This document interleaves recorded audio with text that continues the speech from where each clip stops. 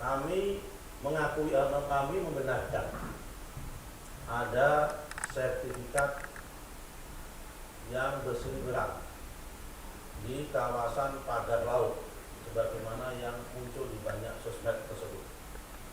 Jumlahnya 263 bidang dalam bentuk SHGB atas nama PT Intan Agung Makmur sebanyak 234 bidang dan atas nama PT Cahaya Inti Sentosa sebanyak 20 bidang. Kemudian atas nama perseorangan sebanyak 9 bidang. Kemudian ada juga SHM surat hak milik atas 17 bidang. Jadi berita-berita yang muncul di media maupun di sosmed tentang adanya sertifikat tersebut, setelah kami cek benar adanya, lokasinya pun benar adanya sesuai dengan aplikasi Bumi, yaitu ada di Desa Pohon, Kecamatan Pakuaji, Kabupaten Tangerang. Jumlahnya tadi sudah saya sampaikan 263 bidang dalam bentuk SHGB, 234 bidang atas nama PT Intan Agung Makmur, 20 bidang atas nama PT Cahaya Inti Sentosa. Kalau saudara-saudara ingin tanya dari mana, siapa pemilik PT tersebut, silakan cek ke AHU, Administrasi Hukum Umum, untuk ngecek di dalam aktenya. Kemudian yang perorangan sebanyak 9 bidang. Kemudian yang berupa SHM sebanyak 17 bidang. Terhadap poin ketiga, terhadap sertifikat baik itu HGB maupun SHM ini, apa yang akan dilakukan oleh Kementerian ATR BPN? Kami hari ini mengutus dan memerintahkan kepada Pak Dirjen SPPN, Pak Firly, ini orangnya, untuk melakukan koordinasi dan ngecek dengan Badan Informasi Geospasial mengenai masalah garis pantai yang ada di kawasan Desa Kohot tersebut. Apakah sertifikat bidang tersebut berada di dalam garis pantai atau di luar garis pantai? Karena kita harus cek dan kita pastikan. Karena setelah kami cek dokumennya, di dalam proses pengajuan sertifikat tersebut terdapat dokumen-dokumen yang itu terbit tahun 1982.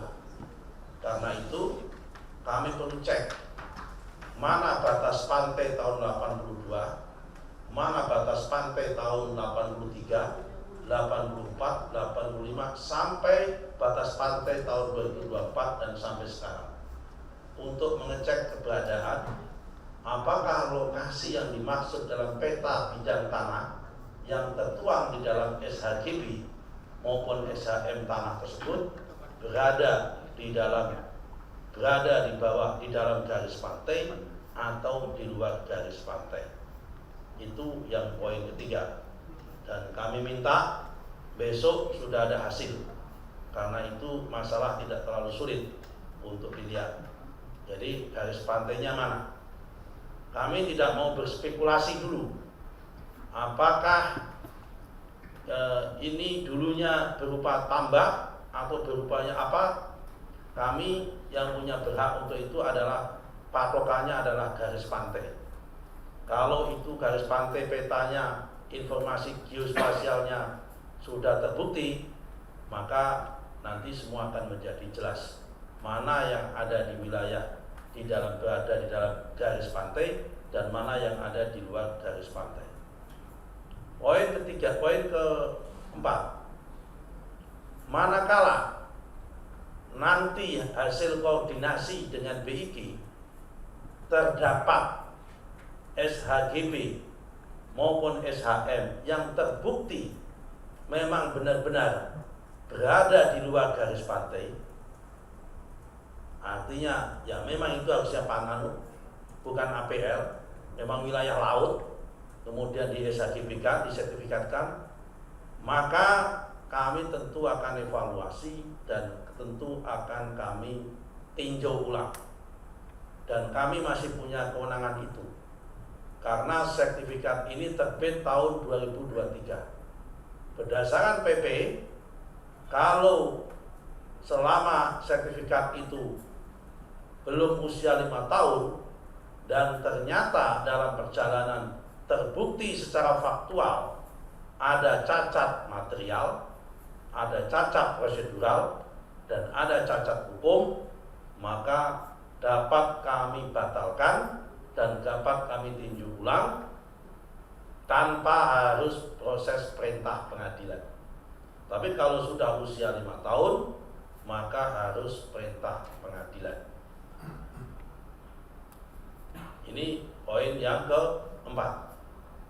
Poin yang kelima, terhadap pihak-pihak yang terlibat dan terkait dalam proses penerbitan sertifikat tersebut, manakala nanti terbukti berada di luar garis pantai dan manakala terbukti tidak compliant, manakala terbukti tidak sesuai dengan prosedur, dan manakala terbukti tidak sesuai dengan aturan yang berlaku, kami akan tindak sesuai dengan aturan yang perundang-undangan yang ada.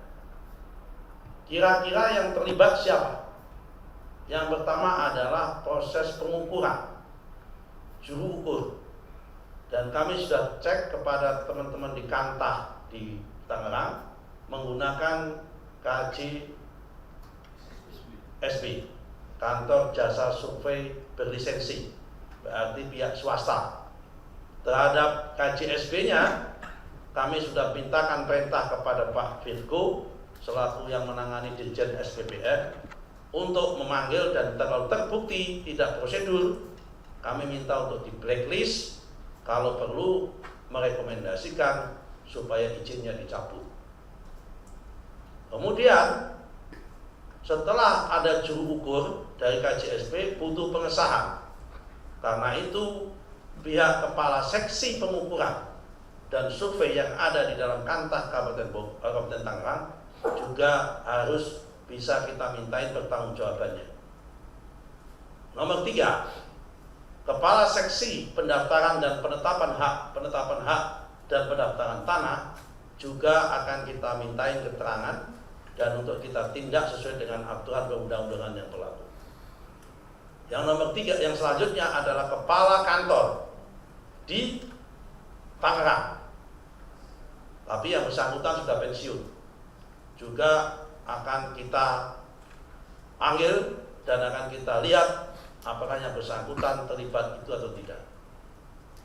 Karena itu kami atas nama Menteri ATR BPN mohon maaf atas kegaduhan yang terjadi kepada publik, dan kami akan tuntaskan masalah ini seterang-terangnya, setransparannya.